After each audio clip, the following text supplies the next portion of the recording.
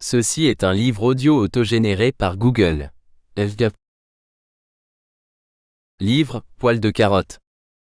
Par Jules Renard.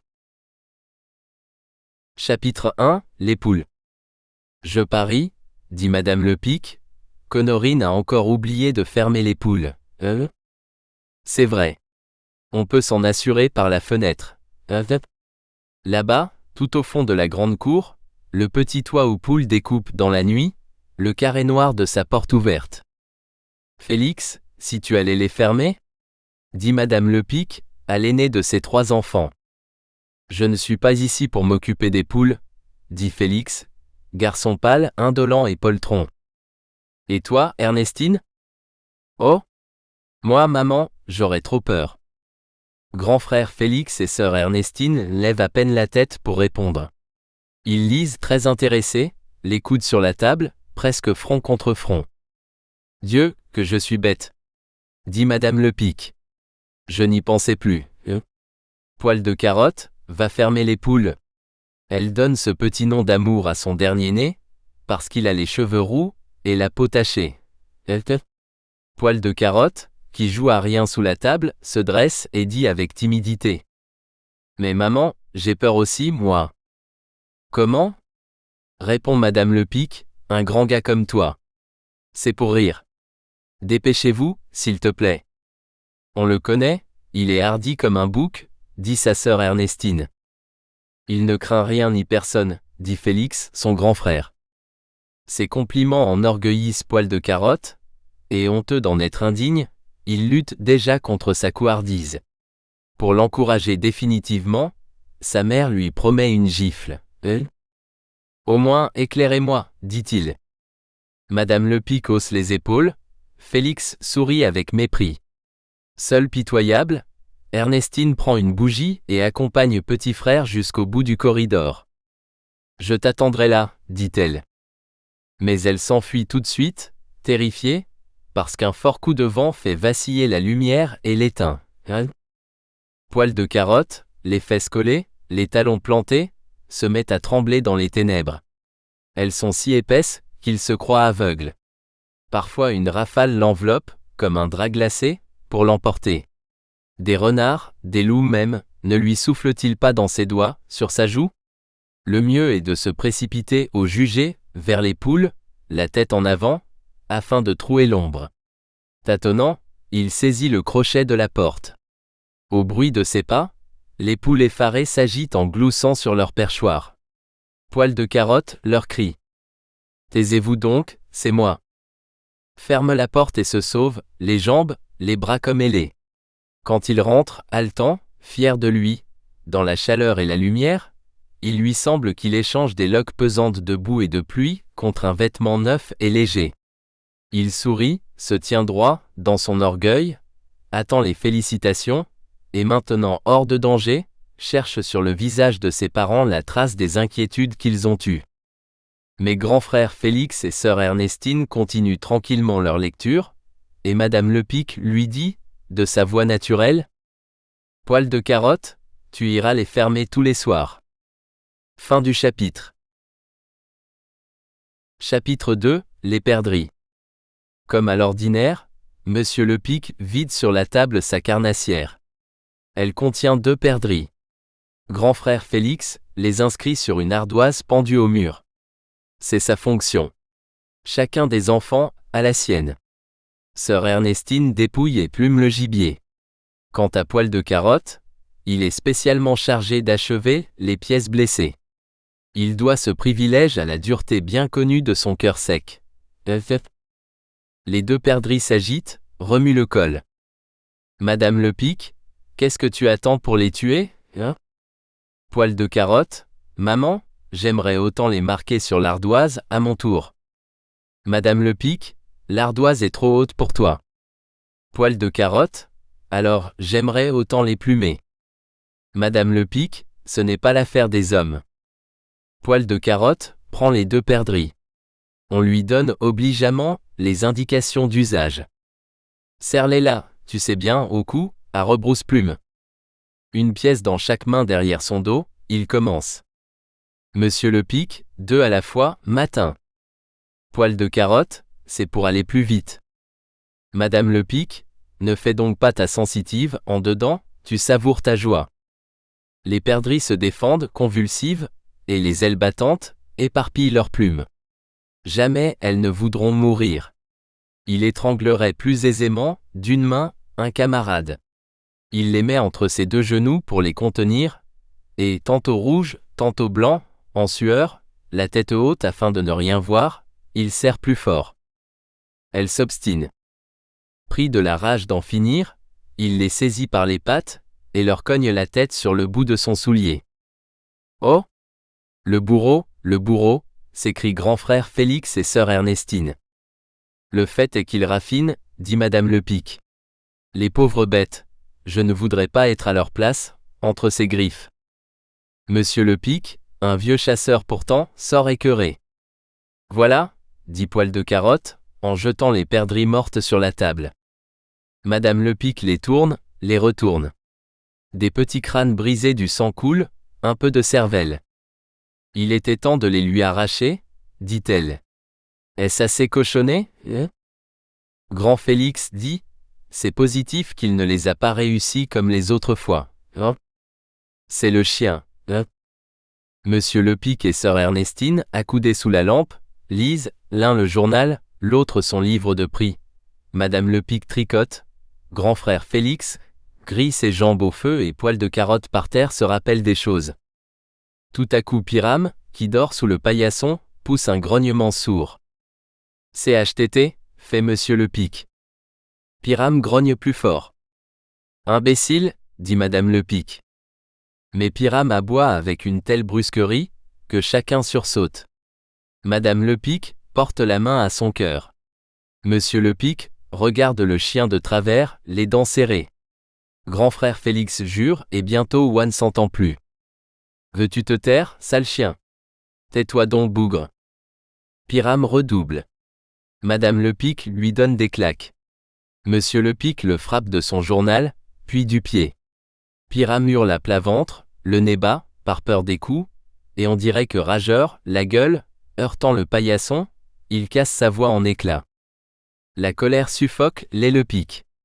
Ils s'acharnent, debout, contre le chien couché qui leur tient tête. Les vitres crissent, le tuyau du poil chevrotte et sœur Ernestine même jappe. Mais Poil de carotte, sans qu'on le lui ordonne, est allé voir ce qu'il y a. Un cheminot attardé passe dans la rue peut-être, et rentre tranquillement chez lui, à moins qu'il n'escalade le mur du jardin pour voler. Poil de carotte, par le long corridor noir, s'avance, les bras tendus vers la porte. Il trouve le verrou et le tire avec fracas, mais il n'ouvre pas la porte. Autrefois il s'exposait, sortait dehors, et sifflant, chantant, tapant du pied, il s'efforçait d'effrayer l'ennemi. Aujourd'hui il triche. Tandis que ses parents s'imaginent qu'il fouille hardiment les coins, et tourne autour de la maison en gardien fidèle, il les trompe, et reste collé derrière la porte. Un jour il se fera pincer, mais depuis longtemps sa ruse lui réussit. Il n'a peur que d'éternuer et de tousser. Il retient son souffle, et s'il lève les yeux, il aperçoit par une petite fenêtre, au-dessus de la porte, 3 ou 4 étoiles dont l'étincelante pureté le glace. Mais l'instant est venu de rentrer. Il ne faut pas que le jeu se prolonge trop. Les soupçons s'éveilleraient. De nouveau, il secoue avec ses mains frêles le lourd verrou qui grince dans les crampons rouillés, et il le pousse bruyamment jusqu'au fond de la gorge. À ce tapage, qu'on juge s'il revient de loin et s'il a fait son devoir. Chatouillé au creux du dos, il court vite rassurer sa famille. Or, comme la dernière fois, pendant son absence, Pyrame s'est tu, les le Pic calmés ont repris leur place inamovible et, quoiqu'on ne lui demande rien, Poil de carotte dit tout de même par habitude. C'est le chien qui rêvait. Fin du chapitre. Chapitre 3, le cauchemar. Poil de carotte n'aime pas les amis de la maison. Ils le dérangent, lui prennent son lit et l'obligent à coucher avec sa mère. Or, si le jour il possède tous les défauts, la nuit, il a principalement celui de ronfler. Il ronfle exprès, sans aucun doute. La grande chambre, glaciale même en août, contient 2 lits. L'un est celui de Monsieur Lepic, et dans l'autre Poil de Carotte va reposer, à côté de sa mère, au fond. Avant de s'endormir, il toussote sous le drap, pour déblayer sa gorge. Mais peut-être ronfle-t-il du nez, et il fait souffler en douceur ses narines, afin de s'assurer qu'elles ne sont pas bouchées. Il s'exerce à ne point respirer trop fort. Mais dès qu'il dort, il ronfle. C'est comme une passion. Aussitôt Madame Lepic lui entre 2 ongles, jusqu'au sang, dans le plus gras d'une fesse. Elle a fait choix de ce moyen. Le cri de Poil de Carotte réveille brusquement Monsieur Lepic, qui demande.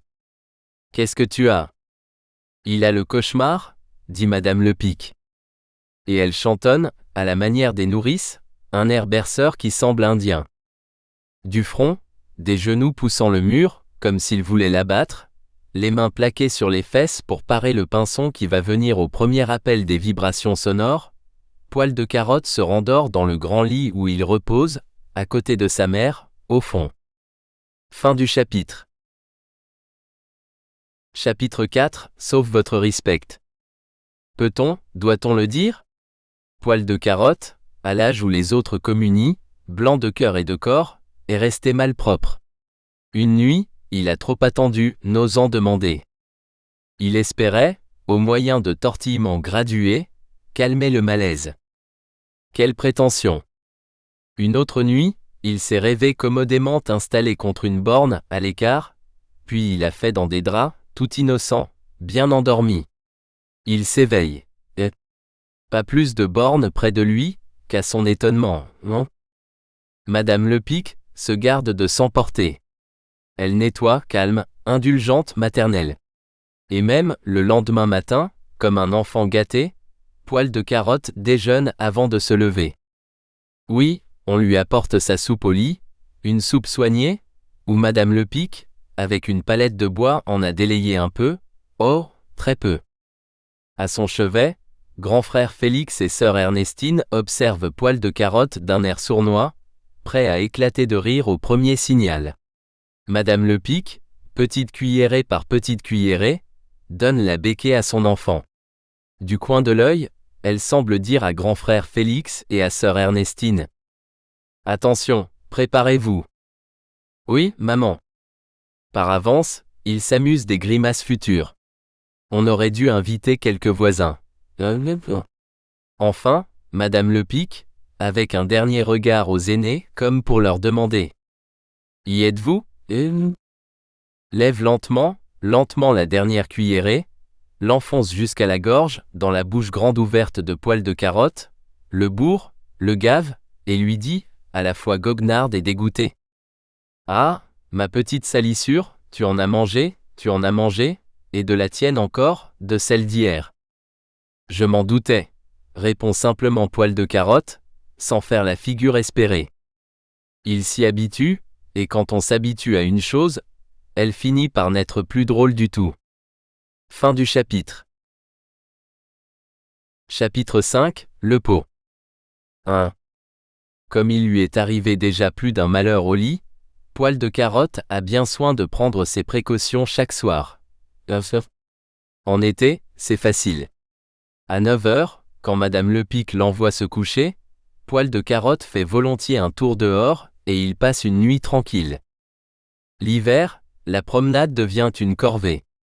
Il a beau prendre, dès que la nuit tombe et qu'il ferme les poules, une première précaution, il ne peut espérer qu'elle suffira jusqu'au lendemain matin. On dîne, on veille, 9 heures sonnent. Il y a longtemps que c'est la nuit, et la nuit va durer encore une éternité. Il faut que Poil de Carotte prenne une deuxième précaution. Et ce soir, comme tous les soirs, il s'interroge. Ai-je envie ? Se dit-il, n'ai-je pas envie ? D'ordinaire il se répond oui, soit que, sincèrement, il ne puisse reculer, soit que la lune l'encourage par son éclat. Quelquefois Monsieur Lepic et grand frère Félix lui donnent l'exemple. D'ailleurs la nécessité ne l'oblige pas toujours à s'éloigner de la maison, jusqu'au fossé de la rue, presque en pleine campagne. Le plus souvent, il s'arrête au bas de l'escalier, c'est selon. Mais ce soir, la pluie crible les carreaux, le vent a éteint les étoiles et les noyers ragent dans les prés. Ça se trouve bien, conclut Poil de Carotte, après avoir délibéré sans hâte, je n'ai pas envie. Il dit bonsoir à tout le monde, allume une bougie, et gagne au fond du corridor, à droite, sa chambre nue et solitaire. Il se déshabille, se couche et attend la visite de Madame Lepic. Elle le borde serré, d'un unique renfoncement, et souffle la bougie. Elle lui laisse la bougie, et ne lui laisse point d'allumette. Et elle l'enferme à clé, parce qu'il est peureux. Poil de Carotte goûte d'abord le plaisir d'être seul. Il repasse sa journée, se félicite de l'avoir fréquemment échappé belle, et compte pour demain, sur une chance égale. Il se flatte que 2 jours de suite, Madame Lepic ne fera pas attention à lui, et il essaie de s'endormir avec ce rêve. À peine a-t-il fermé les yeux, qu'il éprouve un malaise connu. C'était inévitable, se dit Poil de Carotte. Un autre se lèverait. Mais Poil de Carotte sait qu'il n'y a pas de pot sous le lit. Quoique Madame Lepic puisse jurer le contraire, elle oublie toujours d'en mettre un. D'ailleurs, à quoi bon ce pot, puisque Poil de Carotte prend ses précautions? Et Poil de Carotte raisonne, au lieu de se lever. Tôt ou tard, il faudra que je cède, se dit-il. Or, plus je résiste, plus j'accumule. Mais si je fais pipi tout de suite, je ferai peu, et mes draps auront le temps de sécher à la chaleur de mon corps. Je suis sûr par expérience, que maman n'y verra goutte.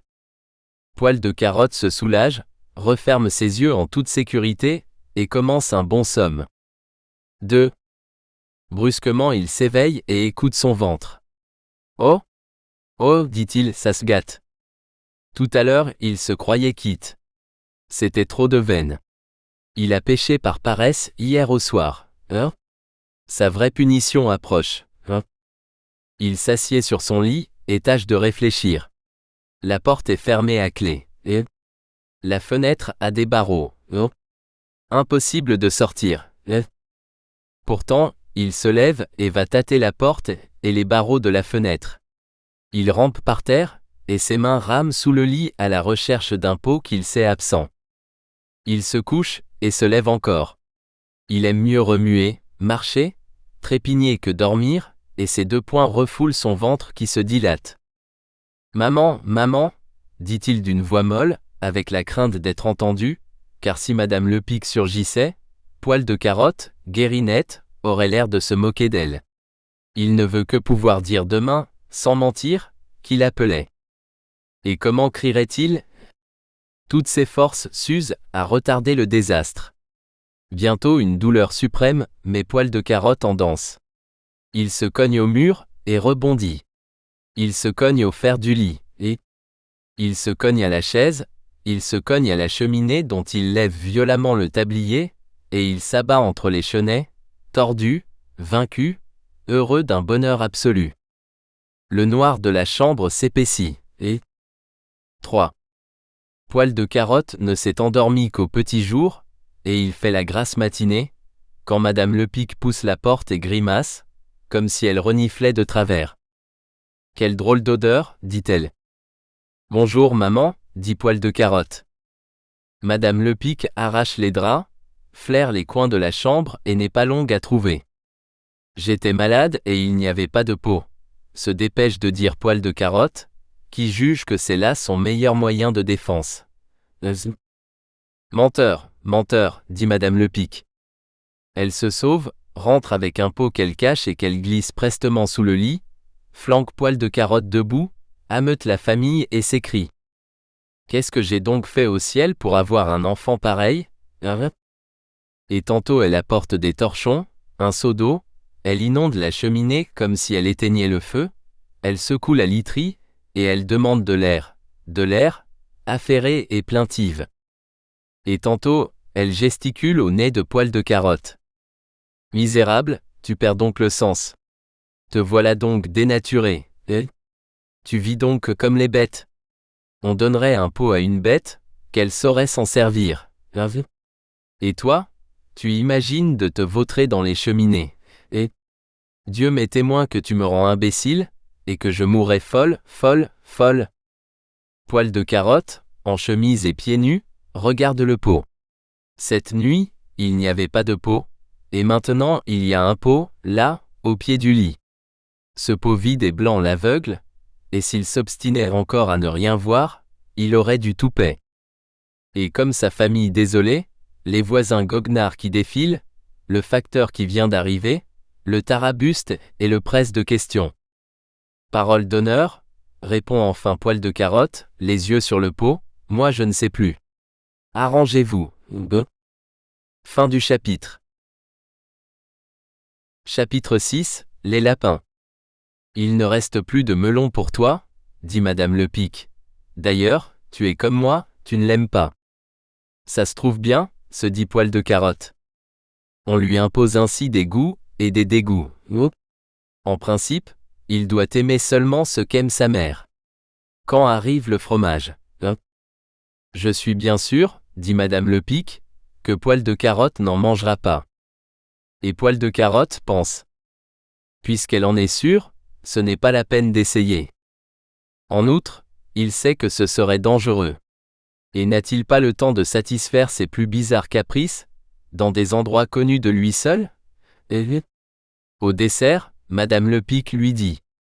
Va porter ces tranches de melon à ces lapins. Poil de carotte fait la commission au petit pas, en tenant l'assiette bien horizontale afin de ne rien renverser. À son entrée sous leur toit, les lapins, coiffés en tapageurs, les oreilles sur l'oreille, le nez en l'air, les pattes de devant raides comme s'ils allaient jouer du tambour, s'empressent autour de lui. Oh! Attendez, dit Poil de carotte, un moment s'il vous plaît, partageons. S'étant assis d'abord sur un tas de crottes, de sennessons rongés jusqu'à la racine, de trognons de choux, de feuilles de mauve, il leur donne les graines de melon et boit le jus lui-même, c'est doux comme du vin doux. Puis il racle avec les dents ce que sa famille a laissé aux tranches de jaune sucré, tout ce qui peut fondre encore, et il passe le verre aux lapins en rond sur leur derrière. La porte du petit toit est fermée. Le soleil des siestes enfile les trous des tuiles, et trempe le bout de ses rayons dans l'ombre fraîche. Fin du chapitre. Chapitre 7, la pioche. Grand frère Félix et Poil de carotte travaillent côte à côte. Chacun a sa pioche. Celle du grand frère Félix a été faite sur mesure, chez le maréchal Ferrand, avec du fer. Poil de carotte a fait la sienne tout seul, avec du bois.